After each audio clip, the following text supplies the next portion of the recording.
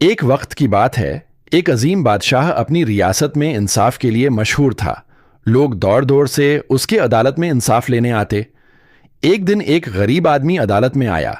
اس نے بادشاہ سے کہا، اے بادشاہ، میرے پاس زمین تھی اور ایک امیر شخص نے اسے چھین لیا۔ میں نے سب کو بتایا، لیکن کسی نے میری مدد نہیں کی۔ اب میں عدالت کے دروازے تک آیا ہوں۔ بادشاہ نے خاموشی سے سنا اور کہا، تم دونوں کو بلاؤ، میں خود فیصلہ کروں گا۔ جب امیر آیا، بادشاہ نے پوچھا، تم نے یہ زمین کیوں لی؟ امیر نے کہا، بادشاہ سلامت، میں نے اس زمین کو ضرورت کے لیے لیا۔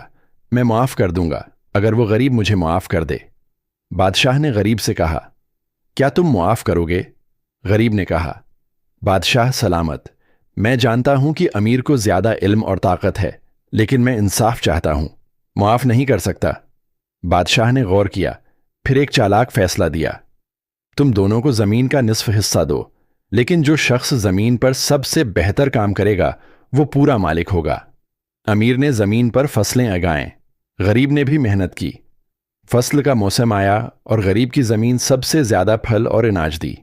بادشاہ نے اعلان کیا، یہ زمین اس غریب کی ہے کیونکہ محنت اور ایمانداری کا صلہ سب سے زیادہ ہے۔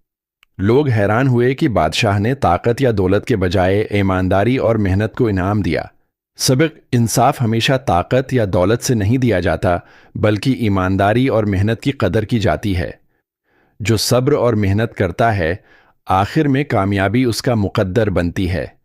حکمت اور انصاف کے ساتھ فیصلہ کرنا ہی حقیقی بادشاہ کی پہچان ہے۔